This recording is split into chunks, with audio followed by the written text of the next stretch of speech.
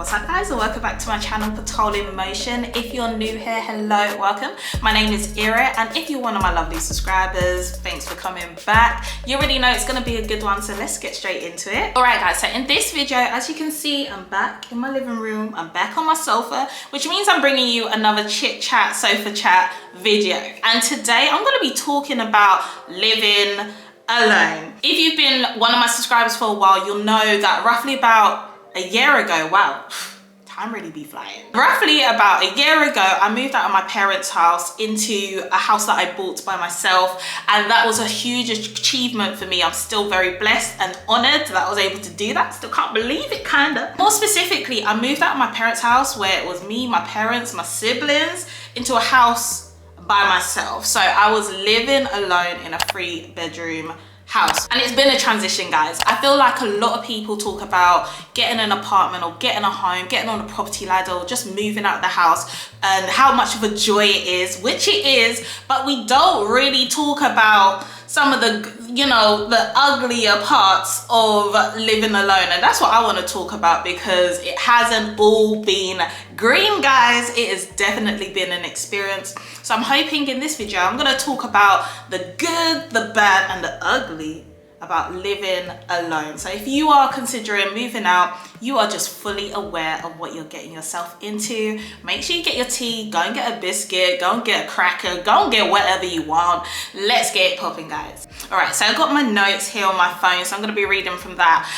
But I'm gonna start with the bad and ugly. I'm just gonna merge those together about living alone, so that I can finish off on a high and not discourage people from moving out of their house. When I was actually writing down everything, damn, my con list, my bad list, it's hella long. Like, it's way longer than my pro list. That being said, I feel like the pros outweigh the amount of cons, if you get what I mean. Let me just get straight into it, guys. By far, the first one I would say is security.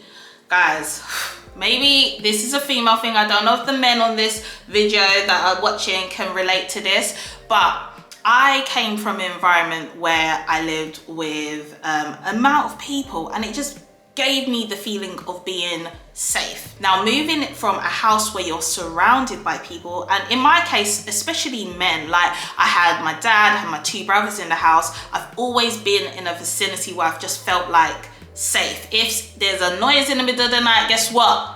I'm sleeping. Someone else go deal with that. Now, moving to your house and you live here by yourself, I quickly realized that I am such a baby girl. If it means that I have to go downstairs and fight for my life, I'm just gonna hide under my bed, quite frankly, because I'm not a fighter, and I don't feel a type of way about that. I realized that I was really scared to live by myself very, very early. There'll be a little sound in the middle of the night downstairs, and I'm in bed thinking about my options, and none of my options were ever go downstairs and go figure it out. You see how in those movies they go downstairs to go figure it out? Yeah, no, I'm not gonna do that. I'm gonna stay in my bed, pray, and hopefully it will resolve itself. That I would definitely say is a big con, especially if you're female and you're used to just having the presence of men in the house as a protector, which I have no shame about. My dad, my brothers have done a fantastic job that I've never actually had to think, oh, damn, I'm gonna have to actually physically fend for myself now. I thought that was very ghetto. I remember also one night I have a ring system at the front of my house, so I can see like if there's been anyone in front of my house. But one night at like 3 a.m, I didn't see it until the morning, someone must have gone, some random guy, 2 guys actually, must have gone to the back of my house. Now the ring picked up that someone had gone to like the back of my house. My house is semi-detached, but there was no exit video. So when I woke up in the morning and I saw that notification, I was rattled. Rattled, I think, is even, you know, minor. I feel like I'm not even exaggerating. I called my dad first. I said, listen, I don't know what I'm doing. I don't know what you're gonna do your whole like 20 minutes drive away, but I'm not leaving my room. I'm not leaving my bed. Then I called the police, and although the police investigated, they said that there was nothing going on or stuff like that. I just wasn't I don't know how to, I wasn't settled in my spirit because what is going on, and if something had happened, who's coming to save me? Anyway guys, I think I've driven that point home. If you are living alone, especially as a female, you do need to consider that safety might be a thing that you might be more concerned about than you did before when you were living with people. I know for myself, as soon as that happened, I got cameras around the back, I got cameras in my house, I got sensors, I got an alarm. Listen, if someone enters this house, I'm gonna know about it, and ultimately, God is my protection. Second bad thing about living alone is when things damage, you have to deal with it. Like, you out of your pocket, like out of your money, that is you. Before, when I was in my parents' house, I don't know, my daddy gonna do it, my mama gonna do it, someone gonna do it, but this time it's all you. So you got to remember that although you're buying your house, anything can happen at any time. I remember the UK, I think 6 months after I bought my house, there was this massive storm. I can't remember the name of the storm, but this was a storm that tore down trees, went into buildings, all kinds of things. Now, when I woke up or during the storm, when I saw the damage after, I used to have a gate in front of my house. I'm looking at where my gate used to be. There ain't no gate no more because the wind took that up from the roots. I ain't got no gate no more. Also, the fences in the back garden that like kind of divide my neighbor's garden from my garden, gone. And I was just like, oh my days, I need to call the landlord. They need to deal with this. Then I realized like, damn, I am the landlord. I have to deal with this. It's a lot, guys, honestly. And those are just unexpected costs that you have to just be aware of. Remember, when you move out, when you live alone, especially if you live alone, that's 100% of the cost on your head. You don't have someone to split that cost with, so be mindful of that. Bruh, this next one. When I was at home, I just feel like there was just always food. Like cooked food. But now that I live by myself, I have to cook every day, every other day. It's tiring. It's just a lot. Do not underestimate how much time cooking takes. And I love cooking. I actually absolutely love cooking, but for other people. When you're just cooking for one person, it feels like the amount of effort you're putting in to making that meal to get little value out. You're only shedding that benefit of one person. For me, I just rather not do it, but I'm hungry, but I don't want to spend money, but delivery's right there. Uber Eats gonna sort me out. So I end up spending a bunch more money eating out. I never used to actually eat out like that, like takeaways, when I lived at home.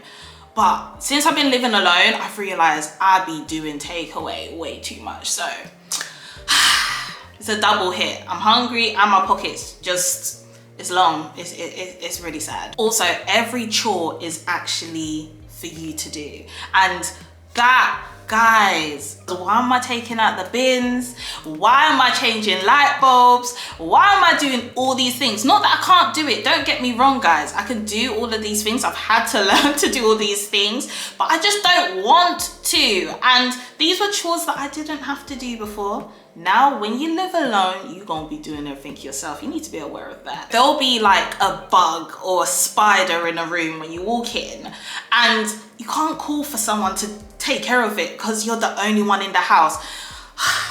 It's actually devastating. I'm gonna call that an ugly of living alone, because before I call someone in the house, they grab it. My dad will just grab it with his hands and it will be taken care of. As for me, I'm not gonna deal with that situation. So I guess you're the landlord. That spider's the landlord. I'm just gonna wait until you disappear. So I'll back up out the room. When you're done, let me know and then I'll enter the room, because I'm not dealing with it, quite frankly. It's just like, why am I hostage in my own home?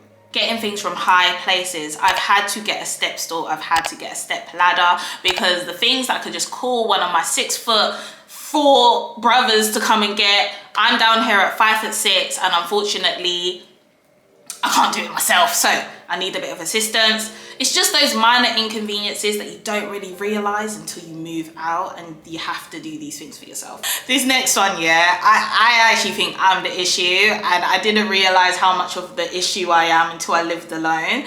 I have, in the space of this year, locked myself out minimum of 4 times. A minimum of 4 times. I have one of those doors, and I probably should just change the lock, that when you close the door, it automatically locks. And I have locked up myself out of the house so many times. When I used to do this back in my parents' house, there's always someone that's around or even in the house that could just quickly open the door for me, etc.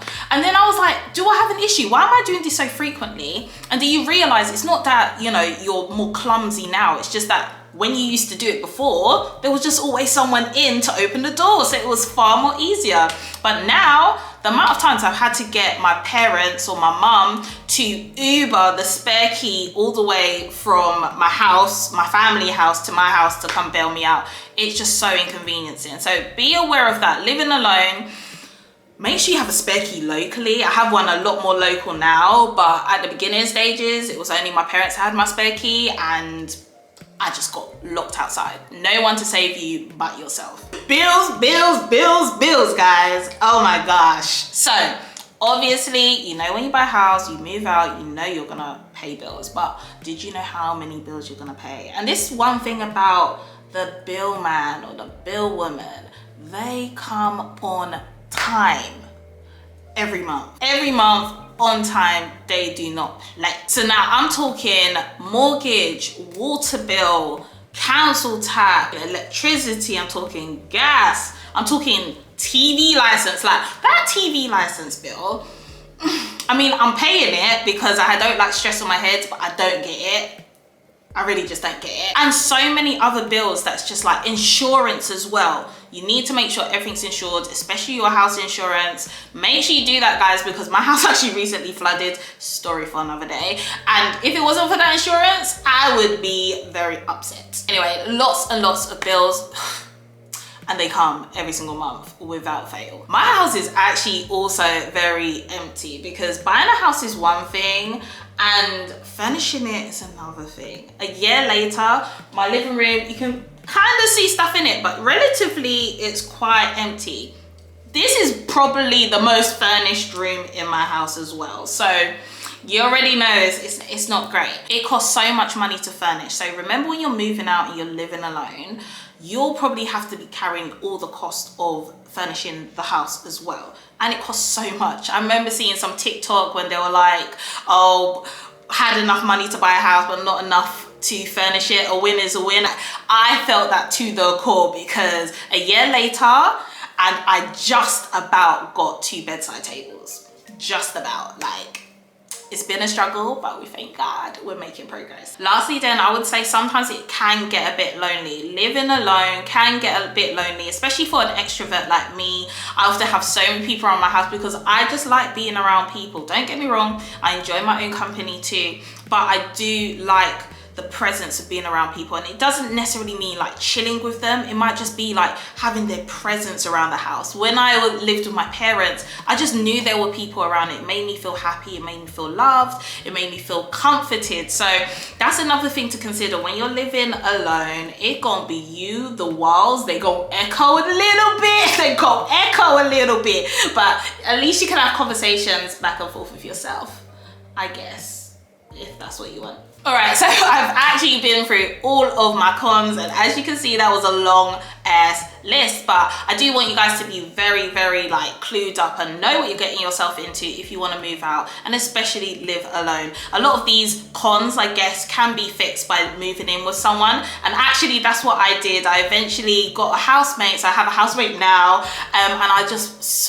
prefer it so much more, and she's absolutely lovely. We cohabit very well, so that's a 10 out of 10 experience so far. So let's move on to more positive notes. I'm gonna give you the pros of moving out, because at the end of the day, I did it for a reason. I could have bought the house and then rented it out, but I wanted to move out because there are a lot of pros to moving out and living alone specifically. So I'm gonna get into that. So number one, you just don't have to tell anyone what you're doing or where you're going.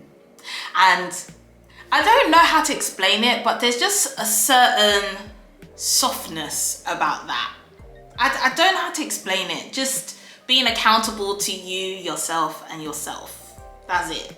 Like, those are the people. I think that is such a interesting one, especially for me, because when I lived at my parents' house, it wasn't like my parents were super strict or never let me go anywhere or do anything I didn't want to do. In fact, I did everything I wanted to do, but I really, out of respect, always informed them of what I was doing. If I wasn't coming home, I have to inform them of what I was doing. If I said I'm going somewhere and plans change, I'll just send my mum a text saying, oh, by the way, I'm gonna be back later, or something like that. Now, doing that in itself wasn't much effort. It didn't bother me, and I knew it would put my parents' minds at ease, so I just did it. But there's also just something satisfying about just not having to do that, you know, not having to remember that if some plans do change, you just change them, and that's it. You tell yourself, this is where we're rolling, and you move on. So I think it's really nice to just have that freedom to just live, do as you please, make your own decisions as you please, not necessarily have to think about what anyone else is thinking or how other people are gonna feel about you doing certain things.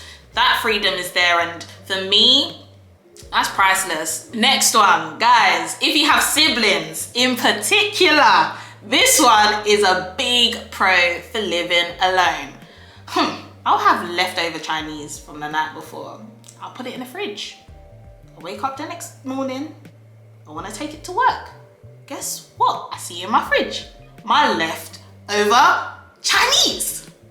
Wow. Now, when you live alone, you will put things in places. You will go to bed, you will lay your head down to rest. You'll wake up the next morning by the grace of God, and guess what? It will just be there. And that one blew my mind. I don't know why I thought maybe things would move, but for the first couple months, when things were just there, I was just like, wow, imagine this. I never experienced this before. Usually if I bought food, even if we put our name on the food and said, do not touch, this is for me, there's always a chance that in my parents' house, by the time I woke up the next morning, that food's gone. The pain in your heart, you know it's one of your siblings who are just gonna apologize and you have to move on. There ain't none of that when you live alone, because ain't nobody there to steal your food. Not only just that though, when it comes to cleaning, you know that when you've cleaned a particular area, and I like my space very clean, you know that when you wake up the next morning, no one's come to do shakara, no one's come to just rubbish the place. The place is still clean. It's refreshing, guys. The next one then is, by living alone, you will truly learn true independence. Now, let me disclaimer this one, because I personally feel like independence is highly overrated. Like, I don't plan to be doing this much longer. I'm not an independent babe, please don't push that narrative out. I'm not an independent babe, let them know I'm not an independent babe. However, I do know that if push comes to shove and I need to stand on my own 2 feet, I have proven that I can do so. Not that I want to, I'm just gonna say that one more time. Not that I want to, not by any means am I planning on doing that. I'm planning on moving to my husband's house, building with him one day. That is where that's meant to be, and getting taken care of by him, by the way. But if push comes to shove, like I said, I can stand on my 2 feet. If for whatever happens in the future, my partner should have to move away or whatever should happen, I know that my family will still stand, because by myself, I can still add value, I can still get things done. And I don't really feel like by living at home with your parents, you can fully see how far your independence can go. But when you live alone in particular, with nobody around you, you will learn to fend for yourself. Even stuff like I said in the con section, on the bad bits, being able to physically defend myself and be in those situations. Alright, fair enough. I feel like I wouldn't really fight back if there was an intruder, but I have thought of other scenarios, how to get out of these situations. When I was in my parents' house, I never even thought about stuff like that, because quite frankly, if there's an intruder, someone else is dealing with it. Do you get what I mean? Little things like that. That's the best example I can give, but you will really know what it means to pay 100% of bills. You will really know what it means that if you don't have that money, you better go out and hustle and get that money, because guess what? The bill man comes on time every month. True independence is something that I honestly believe every woman in particular should experience before they settle down if they can.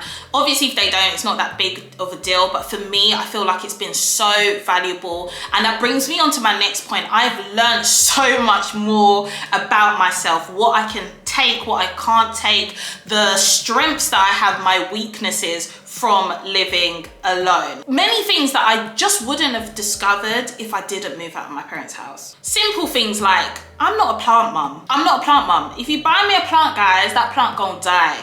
I will forget. I just know that I'm not a plant person. I've always been a flower person, and I love that for myself. I've also learned that I'm the queen of the Allen key. When it comes to DIY, I am that babe, and I just wouldn't have known that if I was at my parents' house. I have really done a lot of refurbishments around my house that I've pushed the limits, I've researched, I've said, I'm not paying someone to do this, I can do it. And guess what? It got done.